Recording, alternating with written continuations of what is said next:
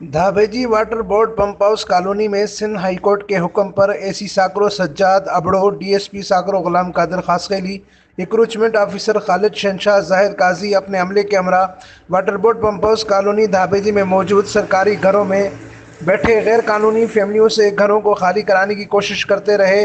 इस दौरान सैकड़ों लोगों ने मशकूरा अमले को घेरे में लिए रखा, जिस सबब से कोई मौसर ऑपरेशन न हो सका और अमला को वापस जाना पड़ा। इस मौके पर एसी साकरो सज्जाद अबड़ो ने मीडिया को बताया कि सिंध हाई कोर्ट के हुक्म पर पूरे सिंध में मौजूदा सरकारी घरों पर काबिज गैर मुतल्लका लोग जो बरसों से कब्जा करके बैठे हैं, ऐसे घरों को खाली कराया जाए, जिस वजह से आज हमने यहाँ आकर ऑपरेशन करना चाहा, जहाँ 64 सरकारी घरों में से 8 घर खाली कराने में कामयाबी मिली है। मजीद अमले की कमी की वजह से ऑपरेशन रोकना पड़ा है, जिससे मजीद मौसर अंदाज से हम खाली कराएंगे।